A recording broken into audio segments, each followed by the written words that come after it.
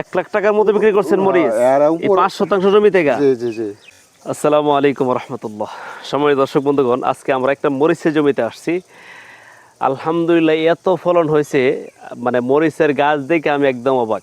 আপনারা দেখবেন ভিডিওর মধ্যে যে কত সুন্দর মরিচ হয়েছে। তা আমরা কৃষকের সাথে সরাসরি কথা বলবো, উনি এত ফলন এত সুন্দরভাবে কেমনে কি করলো।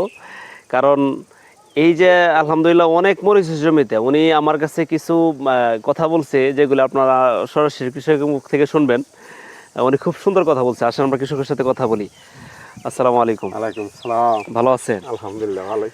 আচ্ছা, এখানে আপনি কয় শতাংশ জায়গা মরিচ করছেন? এনো 5 শতাংশ ক্ষেত। 5 শতাংশের মতো জমি করছেন। মরিচ তো মাশাআল্লাহ অনেক ফলন হয়েছে গাছের মধ্যে। এখনো মরিচের গাছের বয়স কয়দিন হয়েছে জানি বলছেন আপনি? টোটালি 6 মাস। 6 মাস। 6 মাস। না 6 মাস ধরে মরিচ বেচতেই আছি আমি।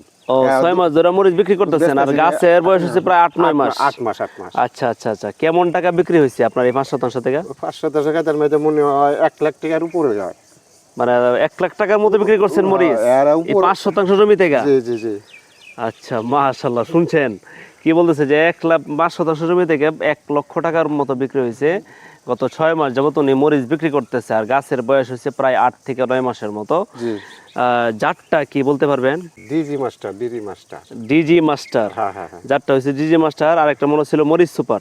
মরিচ সুপার। দুইটা মিলায় করছেন আপনি?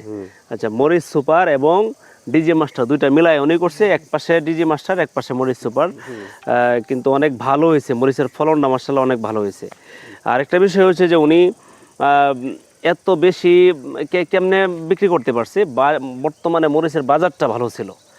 এখন তো রমজান মাস চলতেছে, রমজান মাস প্রায় আজকে প্রায় শেষ। আজকে তো